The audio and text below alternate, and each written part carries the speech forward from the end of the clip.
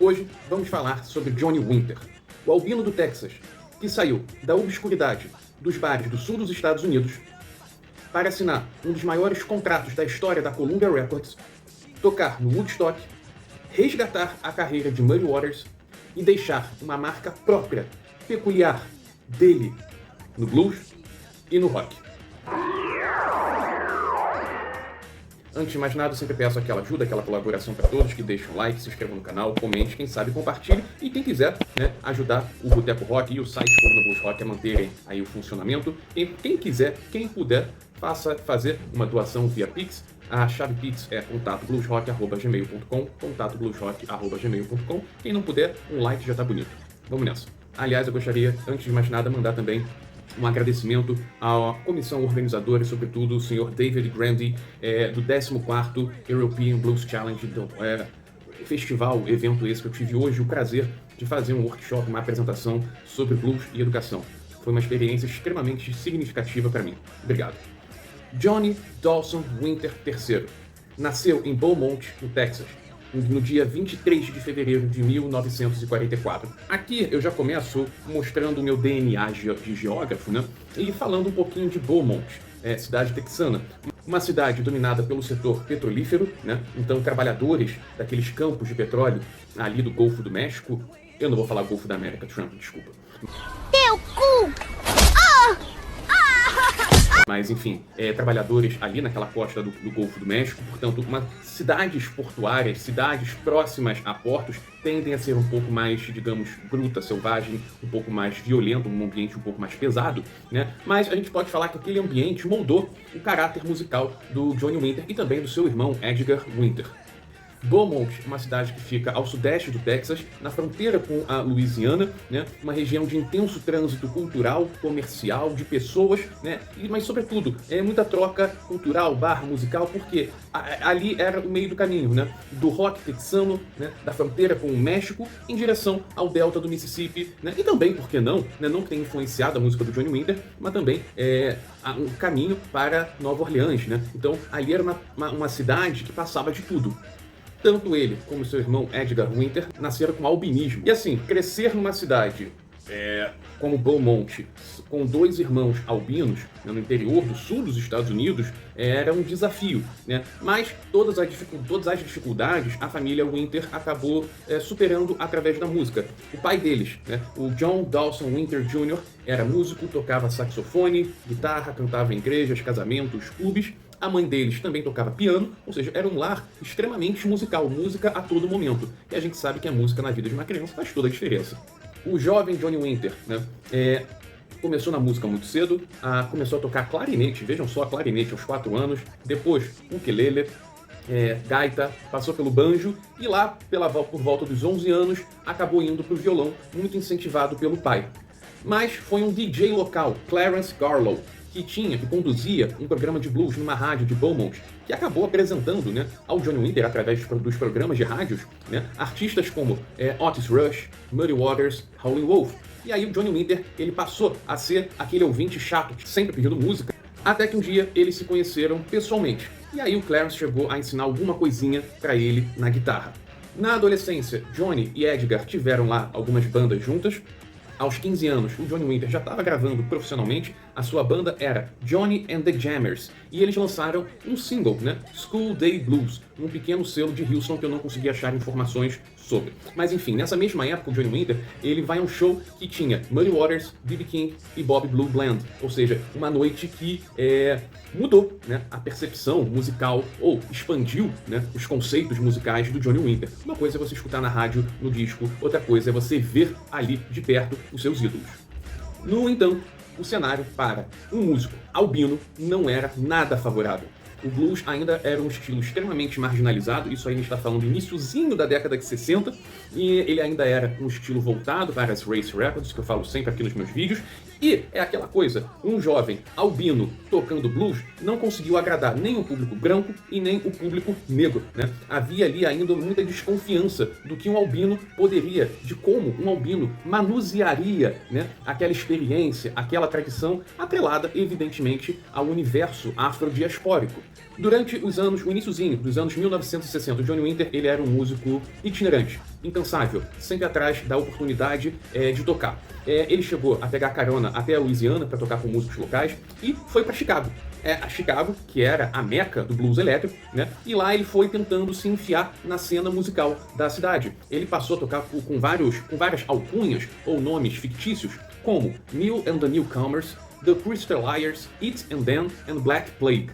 Entretanto, essa passagem por Chicago foi extremamente frustrante. Ele não foi plenamente aceito, como eu falei um pouco antes, havia muita desconfiança de um bluesman, de um cara albino tocando blues, né, isso na meca do blues de Chicago, e aí ele acaba retornando ao Texas, muito desacreditado, mas ali, em pouco tempo, ele ia se reconstruir, ou melhor, se construir ou reconstruir, depende da interpretação, mas ali, nesse retorno ao Texas, ele ia finalmente alcançar aquilo que ele tanto perseguia. Antes de estourar, os irmãos Winter, eles chegaram a percorrer diversos clubes pelo sul dos Estados Unidos, sob o nome de Black Plague, que comentei aqui um pouco mais cedo, né? E imaginem, né? 2 irmãos albinos tocando blues mais pesado, com aquela pegada mais pesada, em bares do Deep South. Eu queria ser uma mosquinha para ver aquela cena. Tudo mudaria em 1968, quando Johnny Winter formou um trio com o baixista Tommy Shannon, que mais tarde integraria, né, o Double Trouble do Stevie Ray Vaughan, e o baterista John Red Turner. E ali, o trio gravou o primeiro álbum, que pra mim é o melhor do Johnny Winter, não tem como, The Progressive Blue Experiments, lançado pelo selo Sonobeat Records de Austin. Diga-se de passagem, eu fiz há uns 2 ou 3 anos, acho que foi em 2023, uma entrevista com o Tommy Shannon, e ele fala um pouquinho sobre como foi essa gravação, essa sessão de gravação com o Johnny Winter. Eu vou colocar no card final esse vídeo para quem quiser assistir. Ainda em 68, a Rolling Stones Magazine acaba publicando uma matéria que faz com que a carreira do Johnny Winter exploda finalmente, né? Abre aspas, um albino vesgo com cabelos longos e lanosos, tocando o blues mais visceral e fluido que você já ouviu. Rolling Stone, dezembro de 68. Entre aqueles que leram o artigo da revista Rolling Stone, estava Steve Poe, dono de um clube noturno em Nova York chamado The Scene. Ele embarcou num avião, foi para o Texas e convenceu Johnny Winter a contratá-lo como empresário.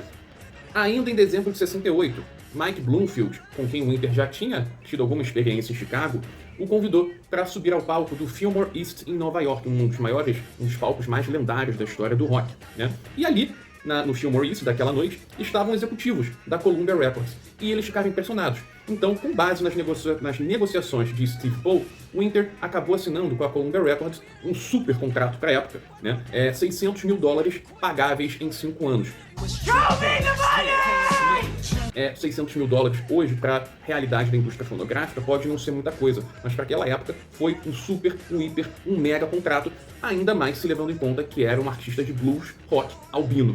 Em 1969, lança o álbum Johnny Winter, né, que rapidamente chama a atenção pela sua energia, pela sua técnica, pela sua intensidade, pelos slides, e no mesmo ano ele participa do Woodstock Festival, né? E a sua performance reforça a ideia de que o blues ele não apenas estava vivo, né? Mas ele podia ser reinventado, reinterpretado, mais pesado, mais elétrico, mais agressivo, e ali o Johnny Winter se consolida como um dos maiores guitarristas daquele momento e com certeza um dos maiores do blues. E é justamente nessa virada 60 para iniciozinho dos 70 que marca justamente o auge criativo do Johnny Winter, né? Álbuns como Second Winter, Johnny Winter And e também o Capture Live, que é um bom disco ao vivo, diga-se de passagem. Ali mostra um Johnny Winter em plena forma física, técnica, combinando velocidade, né? E uma expressividade única. No entanto, sabemos como é a indústria musical. Logo veio o vício na heroína e outras drogas, mas sobretudo a heroína. Se em 68 ele explodiu nacionalmente, se em 69 foi o ano de consolidação, né? No início da década de 70 a carreira dele vai para o abismo, ele se afunda no vício e desaparece da cena musical. Em um estado de semi-aposentadoria, em depressão, exaustão, dependência química, ele seguiu o caminho de outros músicos do blues rock, como Eric Clapton, que descreveu isso muito bem na sua autobiografia, Mike Bloomfield, Jim Page, Keith Richards, Jerry Garcia, né, todos esses que tiveram aí, passaram aí por caminhos esburacados, né, digamos assim, pelas drogas. Inclusive, o seu irmão, o Edgar Winter, né, chegava a apresentar o irmão, né, nos shows tipo, pô, as pessoas ficam me perguntando onde é que tá seu irmão, ele ainda tá vivo, né? Mas não tinha como, as pessoas realmente achavam que o Johnny Winter tinha morrido. Johnny Winter, ele procura ajuda, ele se interna e ele pede que o seu empresário, né, o Steve Paul, anuncie, comunique, jogue limpo, seja honesto com a imprensa, né? É sempre uma jogada muito arriscada, sobretudo em uma sociedade tão moralista, quase que uma teocracia norte-americana, mas acabou que deu certo e ali, um pouco depois, ele consegue retomar a carreira. E a retomada da carreira se dá justamente em 1973, quando Johnny Winter voltou com Still Alive and Well, ou seja, ainda vivo e bem. Um álbum que foi extremamente bem recebido pela mídia, né? E o título era simbólico, né? Era a afirmação de um artista que tinha sobrevivido ao seu próprio abismo. E o disco incluía a faixa título escrita por Rick Derringer, uma versão visceral de Rock Me Baby do Big Bill Brunsey e também Silver Train, escrita por Mick Jagger e Keith Richards do Rolling Stones. E aí começam aquelas lendas que eles escreveram e deram pro Johnny Winter. Só que assim, é muito romantizado essas questões, né? Não foi bem assim. O Mick Jagger, segundo algumas fontes, né, o Mick Jagger e o Keith Richards escreveram, de fato, uma música inspirada no Johnny Winter. E antes deles gravarem, Johnny Winter acabou gravando e colocando nesse disco. Mas enfim, cada um assuma a versão que mais lhe agrade. E é a partir desse momento que a sua carreira ela assume uma nova dimensão, mais madura, mais consciente e mais conectada às raízes do blues. Menos frenético e mais, digamos, consciência.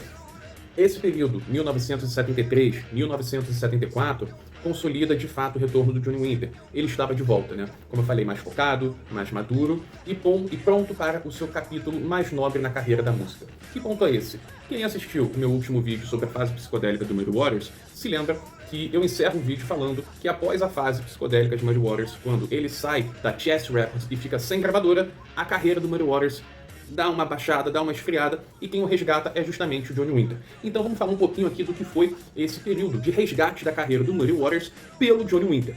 A partir de 76, 77, ele resgata o Muddy Waters do ostracismo, ele estava sem gravadora, e leva ele para gravar numa pequena gravadora, a Blue Sky. Agora eu não sei de qual subsidiária ela era, mas E ali eles começam uma parceria, que ia mais do que uma parceria musical, o Muddy Waters o chamava de filho adotivo, mas que acabou rendendo 4 discos. 3 discos de estúdio, sendo que 2 maravilhosos, o Hard Again de 1977, o I'm Ready de 1978, ambos ganhando o Grammy de melhor álbum de blues tradicional. Blues tradicional, leia-se Blues de Chicago, não é Delta Blues.